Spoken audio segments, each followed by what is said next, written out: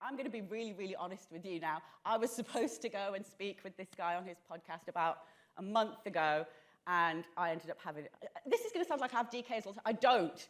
I've had like 3 in about 10 years. It's just they happen to happen at really inconvenient times. So a month ago, I was supposed to be talking to our next speaker on his podcast, and I ended up in hospital being flushed out because I had ketones of 5.8.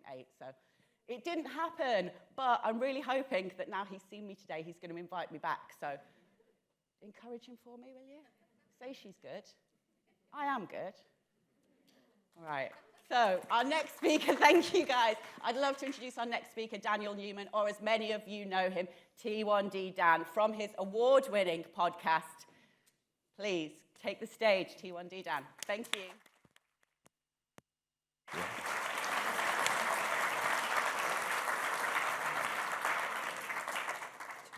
Thank you, everyone. Before I get started, I just want to say thank you to Partha and the team for inviting me to talk today. Thank you, obviously, to the organisers as well, and I'm really honoured and privileged to be able to share my journey living with type 1 with everyone today. I didn't practice how to press the clicker, so I presume it's going to be pretty straightforward, so bear with me if I do mess up a bit. So obviously, kind of getting to know me. I've been living with type 1 diabetes for over 25 years, and I'm not an expert living with when it comes to type 1 diabetes. I think in any field of work, if you were doing something every day for 25 years, you could probably consider yourself an expert. But I don't think that's the case when it comes to living with type 1. As you can tell by the shirt, I'm clearly an Arsenal fan. Thank you. The pride of North London. And also, I am living with 3 kidneys. So I would say a bit more about that as I talk about my journey living with type 1. So when it comes to starting the race, so I was diagnosed with type 1 diabetes when I was 10 years old, and the race started for me 16th of August 1996. So some of you are probably working out how old I am. So what I remember from that diagnosis is that when it was August time, and I was just drinking a lot of Ribena, and I was with my nan in summer holidays, and it was just chugging down Ribena. My aunt took my cousins and me to the cinema, and I was unwell, went home. My mum called the emergency GP midnight, and a bit like what Simon said earlier, said you need to take him to A&E now. Now, I don't remember too much from being in A&E, apart from the doctor sitting me down and telling me, you have diabetes. And obviously, being 10 years old, you don't really understand the magnitude of what a diagnosis is. But I remember going back, this was going from year 5 to year 6, and going back into school and being in year 6, and just feeling different to everyone else and having to do things differently that my friends weren't doing when we had left 6 weeks ago. And then I move on to, obviously, my teenage years. So during my teenage years, I never spoke about type 1. It was hard, it was a struggle, and I just wanted to fit in with everyone else at school, just like my peers. I would go to the toilets and do injections, or I would do injections under the table in my calves, just so that people wouldn't know. And obviously I know that doing injection in your calves isn't an approved injection site, but for me, the fact of just wanting to fit in outweighed anything else. And also during that time, I didn't have the family support when it came to managing type 1. So I was in a way left to my own devices and trying to figure it all out on my own. And all of that led to me feeling like, I can't be bothered with all of this anymore. And I was like, you know what? If you need insulin to stay alive.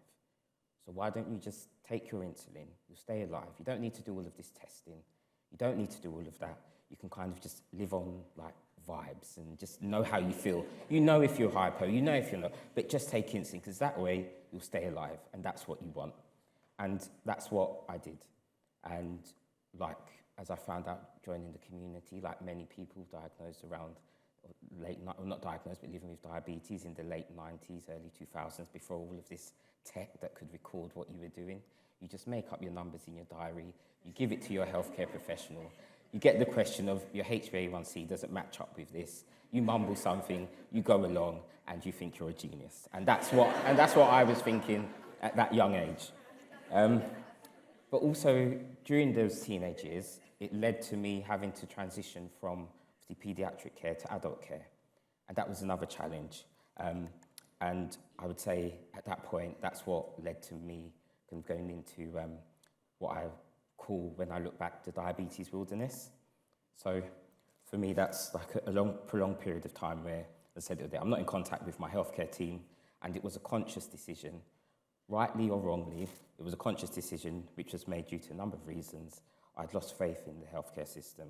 I didn't feel like I had support, and there was a build-up of frustration. And why I look back and I realise, obviously, that's such a dangerous place to be, because it's almost like running on a treadmill, that you're running and you're living and you're managing diabetes, but you're not getting the help and the support. I wasn't getting the help and the support that I needed, that specialised help and support. And all of these changes were taking place outside of my little wilderness when it came to technology or understanding about carb ratios, etc., etc. But in that world, I was just like, oh, that's where I needed to be.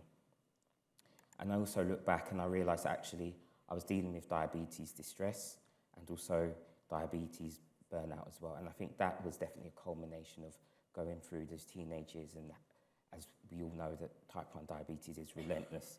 But I didn't know what I was experiencing at the time. It's only looking back and putting actions, kind of words, kind of understanding what distress is and what burnout is, and realising actually that's what I was going through. And when it came to coming out of my burnout, it was all about going back to basics and really taking small steps. So if I would test my levels once a day, that was a small win. And that was a win because that was going from not testing at all to testing once a day. And regardless of what that number was, I would still take that as a win. And also taking the emotion out of the numbers that were at the other end of the meter. And that was something that I really struggled with the teenage years, was attaching emotion and meaning to these numbers. But actually, they were just giving me information and telling me what action I needed to take next. And so, obviously, things can only get better. When I was come out of the wilderness and in diabetes distress and diabetes burnout. And I think for me, in my journey with type 1, there's been 3 life-changing moments. The first one was in my early 20s, meeting my girlfriend at the time, who became my wife, and we're now no longer together. But when we first got together, that was the first time I had felt that there was somebody next to me running the race with type 1 diabetes with me. Somebody who actually cared and would remind me to say, oh, have you taken your insulin? Have you done this? Have you done that? And that was the first time that I had ever experienced that in life. And that was obviously completely life-changing for me. And the second, well, as you can tell, was working at JDRF. I did actually leave JDRF on Thursday this week, but I was there for 8.5 years. And every person that I spoke to, I know there's a couple of members of staff here, we had our last staff meeting, and I kept saying that working here was life-changing for me, both professionally and personally, and it was. So where I was with my burnout and coming into that, I was now in an environment where it was safe. It was safe to have type 1 diabetes. It was safe to test my levels at my desk. It was safe to do an injection at my desk. It was just a safe environment. I was working with other people living with type 1. I'm sure some of you know Karen, the chief executive at JDRF, was instrumental in me getting an insulin pump. Had I not been working at JDRF, would I have an insulin pump? I'm not too sure, because I was told growing up that, if you have an insulin pump, it's only for bad diabetics. And so I had this weird relationship with insulin pumps, but actually Karen was able to show me, actually, it does help you. And so I will always be thankful for working at JDRF, for what it has done for me, both professionally and personally. And the third key life-changing moment was just the acceptance of living with type 1. And again, I look back at my teenage years and I struggled so much with acceptance. But when I finally reached that point of acceptance, that was life-changing for me. And when I've spoken to people on my podcast, one of the key themes that, in a roundabout way, they've all said is that when you reach that point of acceptance, things change. And they've not overtly said it, but when you read in between the lines and you can just pick up, okay, when you got to that point, and that changed. But again, it's so much easier said than done when it comes to accepting type 1.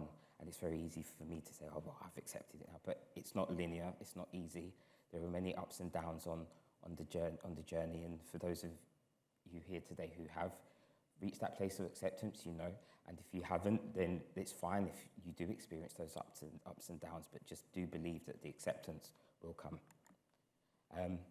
Now, my teenage self, in all his wisdom, wanted to go out and have fun when it came, and obviously diabetes took a back seat, and testing and doing all that wasn't my priority. So as I stand in front of you today talking, I do live with complications of diabetes. So I live with diabetic retinopathy. I've had multiple laser surgeries in both eyes. I've had vitrectomy surgery in my right eye. And I'm always careful that I say vitrectomy, because if I say anything else, then people are like, what's going on here? And so I remember when that first happened, and I was speaking to another guest on my podcast who's actually here today, and they were talking about their experience of when they first saw a floater in their eye. And I remember when I woke up and I saw this little black dot floating about in my eye, and my first thought was, I'm going to go blind. And that was it. I'm just going to go blind. So it was a rush to the eye clinic to get it seen, and they told me, oh, you know, you have to wait, you have to go back to your clinic. And I was like, okay, but what's going to happen? What's going to happen? What's going to happen? And so when I went to the appointment and I saw my team, and they first told me that I had to have laser surgery, I was really scared. And my whole mindset was, actually, I'm trying to save my sight. I'm trying to save my sight. And as I said, I've had multiple laser surgeries since then. I've also had vitrectomy surgery. And there came a point during that journey where I was like, and whilst that journey is still ongoing, in my mind, I had to change my perspective from, actually, I'm not trying to save my sight. Everything that's happening is trying to improve my sight. So my sight might not get back to where it was, but the laser surgery that I'm having, the surgery that I'm having, is actually improving where I am now. And I've had to really shift that mindset. And it doesn't mean that maybe in the future, blindness may occur. That may, but where I am now is just focusing on, everything that we're doing is trying to improve it. And I'm also living with chronic kidney disease. So in 2013, I was diagnosed with chronic kidney disease. And this was not too long after I started working at JDRF. I'm very fortunate that I received a live kidney transplant in 2018. Also very fortunate to not have needed dialysis and to have the transplant in time. And even when I look back at that whole journey, and obviously it's still ongoing, but having a transplant or needing a transplant and asking somebody to be a donor, it's not an easy conversation. You're not asking somebody to lend you a fiver. You're asking somebody who's well to go and have a major operation and to give you one of their organs because you're unwell, but it will help you get better. And again, I was very fortunate that I was able to receive that transplant. And coming up to 4 years later, it's still working well. And again, I can only say I'm fortunate. But one thing that really sticks out to me leading up to the transplant is that I was part of a Facebook group for people living with chronic kidney disease and who needed a transplant. And I fully expected to go into that group expecting everyone on there to have diabetes, regardless of the diabetes, because in my mind, any complication that I had or anything that I had was always linked to diabetes. And when I went on there, I was probably in the minority of people who needed a transplant because of diabetes. And whilst this might not make sense to many people, what that did for me is to make me realize actually other people do get sick as well. And I think sometimes when it comes to complications, where the word, it's diabetic retinopathy, diabetic neuropathy, there's always that association with it being diabetes. But for me anyway, with the chronic kidney disease, because that diabetes, that diabetic word wasn't before the chronic kidney disease, it changed a lot for me. And it was also about living with complications. I don't believe that if you are here and you are living with complications, I know it can feel like, and I know I felt like I was a failure. I felt like I'd failed the test. I felt like all of those years when I was told all of those scare tactics, if you don't look after yourself, then this is going to happen, and that's going to happen, and this is going to happen. And while some of those things did happen, I don't think that I am a failure. At the time, I made the best decisions that I thought. I made the decisions, looking back, probably might have made different decisions, but at the time, I made the decisions that I thought were best at the time. And obviously, they have a lasting impact. But when you are diagnosed with complications, it can feel like such a lonely place because you don't feel like anyone else living with diabetes has complications. You feel like you're the only one. And when I ventured into the online community, it was like the conversation was there, but in bits and pieces, but it wasn't really spoken about. And I remember how lonely I felt, and I was like, I don't want anyone else to feel as lonely as I felt when it comes to living with complications. And so the race continues. And as I mentioned, when it comes to joining the community, that's been life-changing and for me as well. And before I go into a bit more, you can obviously see I'm part of the diabetes football community London futsal team, and being part of that team and being with a group of guys living with type 1 and just being around people who get it and actually playing sport and knowing that your levels can go through the roof and your teammate is going through the same thing, and it's just, you don't stick out and you just feel normal. And we help each other. We've got great WhatsApp groups. I know Chris and Mo are here today, and obviously thank you to Chris for setting up the diabetes football community, and Mo for being a great teammate as well, and they're doing great stuff. But also just in the wider community, you don't feel alone. There are others who are experiencing what you're going through. Also, I would say that when it comes to joining the community, I did join many years ago, but I wasn't in the right frame of mind. And as the title of my talk was, everyone's running their own race. But I was comparing my type 1 to other people's, and I took on what other people were doing and judging myself against what they were doing. So then I had to leave. But now I've rejoined the community, and I'm definitely in a different mind frame, and it's obviously been beneficial. And when it comes to being in the community and obviously finding my voice, talking about complications, it's very difficult, and you can be quite vulnerable sharing what you're going through. And it is, and for those of us who are here today living with complications, it is difficult to kind of put that out there. But at the same time, I've had people get in contact with me who are going through vitrectomy surgery, who are living with retinopathy, who have asked me how I'm doing, and I've been able to speak to them about that, who've going through chronic kidney disease, who are living with that. And sometimes it's not always about people who contact you, but people can just tap on the hashtag, and then they can see what you've posted, and that can, again, provide support to people as well. And I think, as well, the biggest part of finding my voice and being able to use my voice and experience is that I have the real honour and privilege of being part of being the lay type 1 diabetes member on the NICE diabetes guideline update. And for me, it's an honour and privilege to be able to try as best as I can to represent the community, not just drawing on my experiences, but seeing what the community is talking about and what the community wants and needs. And I do hope that by the end of that time, that the guidelines are everyone is happy in terms of where the guidelines are. And representation matters. So I've seen conversations online where we talk about representation. Now, as a black man living with type 1 diabetes, it's when I've joined the community, I found it very hard to find people who kind of look like me.